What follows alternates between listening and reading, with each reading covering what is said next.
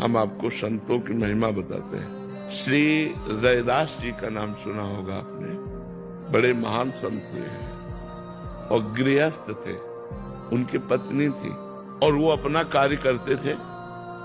इतने बड़े सिद्ध महापुरुष हुए कि एक पंडित जी गंगा नहाने रोज जाते थे। तो रैदास जी से कहा कि रैदास जी कभी गंगा नहाते तो होते ही। तो उनका हम अपने कर्म को ही पूजा समझते हैं।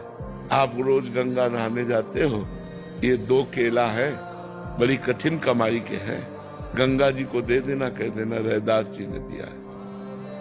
पंडित जी ने ले लिया और जब जाकर गंगा जी से कहा कि रैदास जी ने ये 2 केले आपको दे, तो गंगा जी में से हाथ प्रकट हुआ और 2 केले लेके समा गया।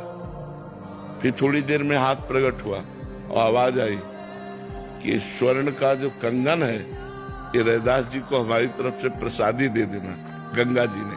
अब पंडित जी ने देखा आसपास तो कोई है नहीं और इतना कीमती कंगन रैदास जी को कहां से।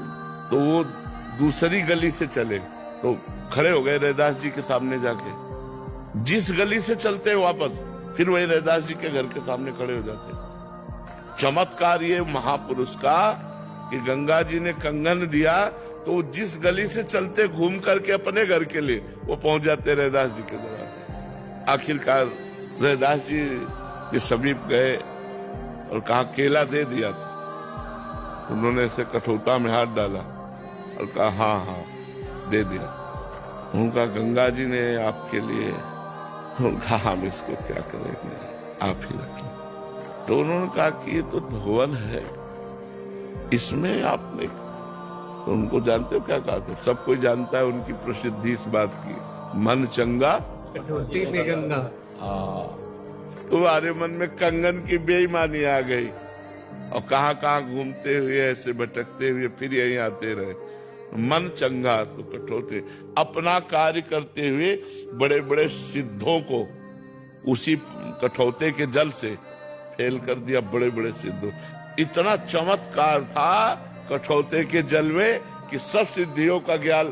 तो अगर हमको भगवान ने किसान बनाया, व्यापारी बनाया, मास्टर बनाया, डॉक्टर बनाया, वकील बनाया, हम ईमानदारी से अपने कर्म को करें और भगवान का नाम जप करें तो सर्वलोक महेश्वर भगवान उसको पूजा मानेंगे और आप उससे परिपक्व हो जाएंगे। आप भगवान की प्रसन्नता प्राप्त कर लेंगे, आप भगवान के लाड़िले बन जाएंगे। पर हम लोग क्या करते हैं, अपने कर्म में बेईमानी करते हैं।